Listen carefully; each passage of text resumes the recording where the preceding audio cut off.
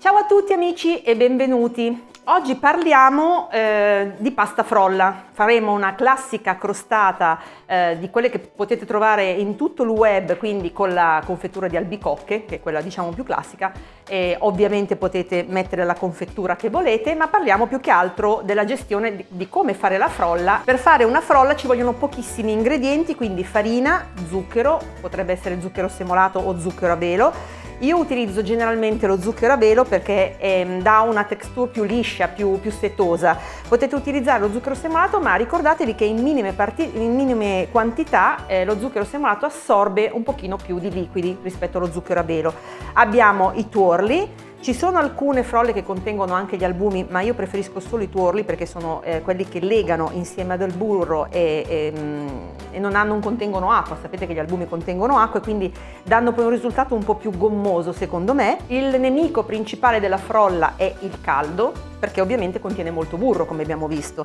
Quindi la lavorazione a freddo è la cosa ottimale in teoria. Quindi se d'estate volete fare una frolla con la sabbiatura soprattutto dovete mettere le lame, la tazza del nostro mixer nel frigo e possibilmente ovviamente anche tutti gli altri ingredienti, farina, zucchero a velo magari dentro dei contenitori con il tappo in modo che non prendano umidità.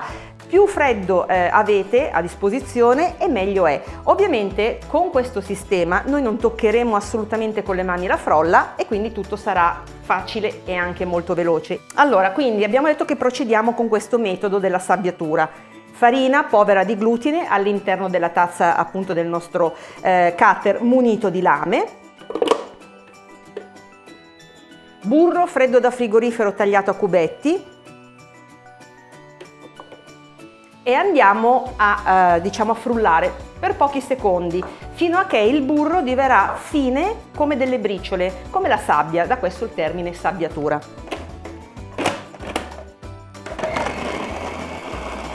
Ovviamente io vi sto indicando delle metodologie con le attrezzature per fare la frolla, ma se non avete il cutter potete farlo ovviamente con le mani.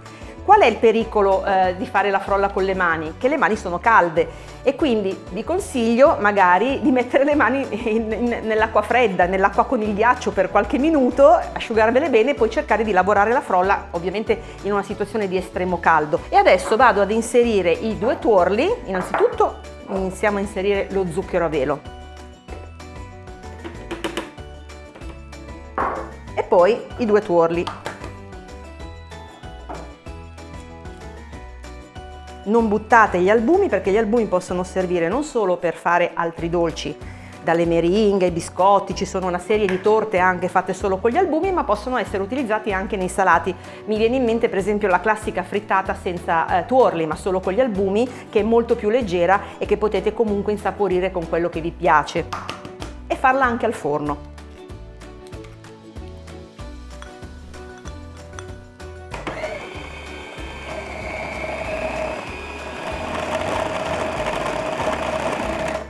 Avete visto che si è compattato tutto in una pallina.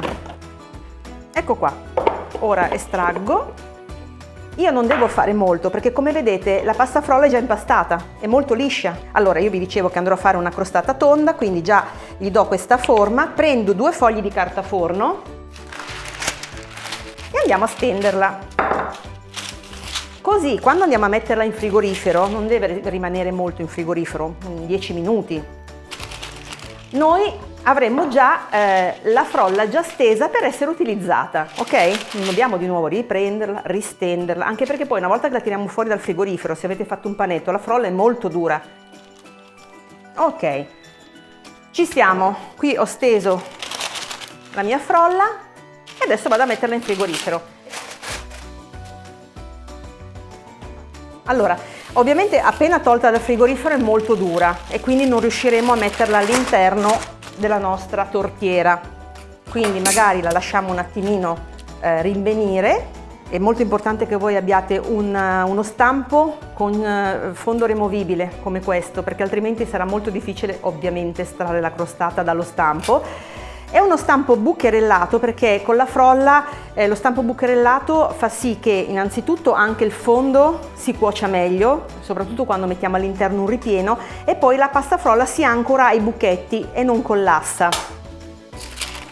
Allora, generalmente per facilitare si prende la frolla sul matterello e così si va ad appoggiare alla nostra tortiera. Non vi preoccupate se si rompe la frolla, se si sbriciola, se rimane qualche buchetto, perché poi potrete tranquillamente prenderne un pezzettino e tappare il buchetto, oppure sistemare, diciamo, le varie parti rovinate. Non preoccupatevi per niente.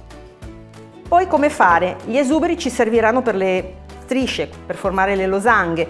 Con un coltellino, tenendolo perpendicolare ai bordi, si taglia la pasta in esubero, in questo modo.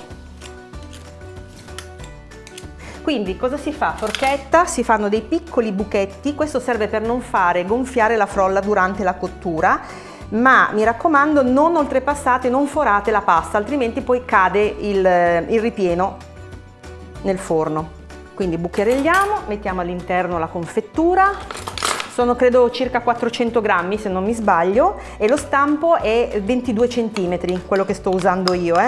Poi quando vedete il livello della confettura possiamo abbassare anche un pochino i bordi, volendo.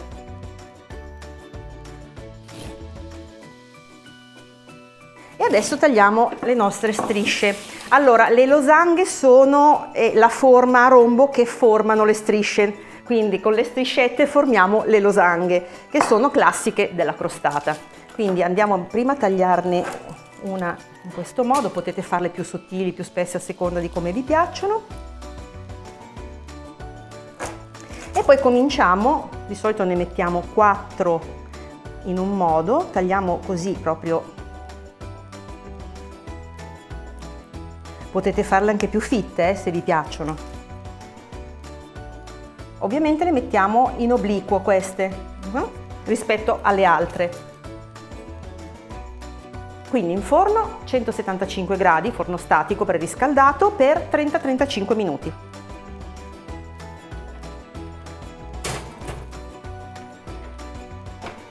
Questa l'ho tenuta 35 minuti e ovviamente dovete farla raffreddare dentro allo stampo, perché altrimenti se tenterete di toglierla prima magari la frolla ancora morbida si potrebbe rovinare. Quando diciamo la sformate potete adagiarla, vi faccio vedere, su una gratella tipo questa, così ovviamente si raffredda senza fare la condensa, perché se la appoggiate su un piatto il fatto che non abbia modo di respirare l'impasto formerà della condensa. Invece questa è la nostra crostata, adesso la tagliamo ed eccola qua, la nostra crostata è pronta e questa è l'interno della crostata. Ciao, grazie!